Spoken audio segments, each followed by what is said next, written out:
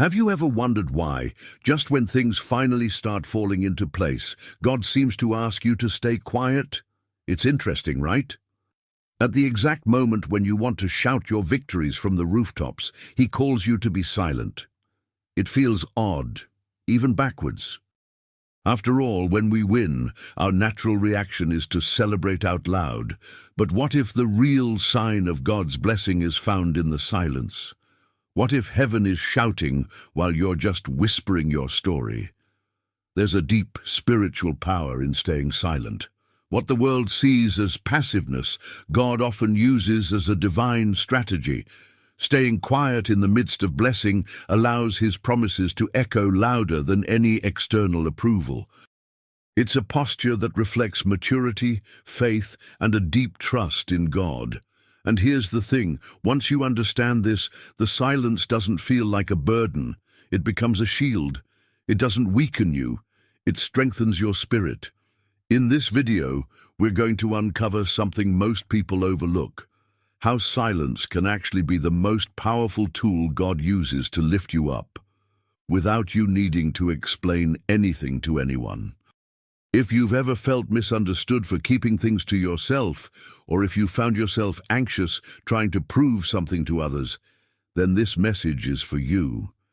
So go ahead and like this video, subscribe to the channel, and hit the bell so you don't miss anything. If you're looking for biblical wisdom, spiritual growth in Jesus Christ, or moments of deep reflection, you're in the right place. And before we dive in, leave today's declaration in the comments.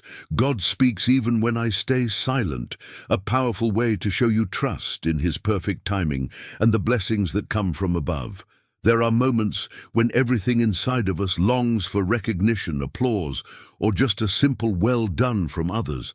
But it's in those very moments that God, in His wisdom, gently says, "Stay quiet." And for many, that feels like a contradiction. After all, if the blessing has come, why not share it with the world? But God's ways aren't like ours. When He calls us to silence, it's not to diminish us. It's to protect us and shape a faith that doesn't depend on noise, but on deep roots. Picture someone who's finally achieved a long-awaited dream, buying their first home, getting pregnant after years of trying, receiving a promotion despite silent critics. The natural response is to post about it, tag everyone, and celebrate. But what if God is saying, wait, not yet? Not because He's holding back, but because some blessings grow best in the quiet, away from the noise of outside opinions. Proverbs 17:28 affirms this wisdom. Even fools are thought wise if they keep silent, and discerning if they hold their tongues. When we choose to obey and remain silent, something beautiful happens. We grow stronger. We're moved to a place where our trust in God outweighs our need to be seen. It's like planting a seed, and instead of digging it up to check on it, we trust the process. We begin to learn that God has a time for everything, even for sharing what He's doing. And while waiting can be uncomfortable, it unlocks something sacred, an authentic spirituality that doesn't seek applause. And that brings us to the next point, one that needs our full attention. It's not always easy to grasp that silence can say more than any speech ever could. But sometimes your most powerful testimony isn't in what you say, it's in what you quietly live. When the blessing comes and you choose not to announce it, but simply live it, with peace, integrity, and confidence in God, that's when people start to notice something different about you. Your actions, your fruit, the way you carry yourself, all of it speaks louder than any Instagram caption ever could. This is where external validation becomes a sneaky trap disguised as applause. Because when your sense of blessing depends on others confirming it, you lose your center and start living like a puppet to public opinion. But here's the truth. God doesn't need likes to validate what He's already spoken over your life. He works quietly, in secret places, just like Jesus taught in Matthew 6:6. But when you pray, go into your room, close the door, and pray to your Father, who is unseen. Then your Father, who sees what is done in secret, will reward you. When we fully trust God's timing, we walk in a kind of freedom that no public praise can match. It's like someone who doesn't broadcast their life change, but day by day shows up with peace on their face, steady results, and a calm presence. That kind of transformation doesn't need a spotlight. It naturally shines. And that's why silence continues to be one of the most powerful strategies in the journey of practical spirituality. But there's still one more layer to this that most people miss. In a world where everyone wants to have the last word, choosing silence can seem like a sign of weakness, but spiritually, it's actually the opposite. Staying quiet in moments of doubt, chaos, or even accusation is an act of courage. More than that, it's a deep way of saying, I trust God even if I don't understand right now. That choice doesn't come from pride or fear, but from a faith that knows God's timing solves what human impatience only makes worse. People who constantly feel the need to explain everything often end up overwhelmed by their own words. Have you noticed that the more you try to explain, the less people seem to understand you? That's real. Even Jesus stood silent before Pilate, Matthew 27:14. But Jesus made no reply, not even to a single charge, to the great amazement of the governor. His silence wasn't weakness, it was spiritual strength. Sometimes when you're under pressure, choosing quietness is stronger than any defense. In real life, this might mean holding your tongue during a heated family argument, choosing not to clap back at unfair criticism at work, or resisting the urge to vent on social media. It's believing that God sees what others miss, and that He will lift you up at the right time.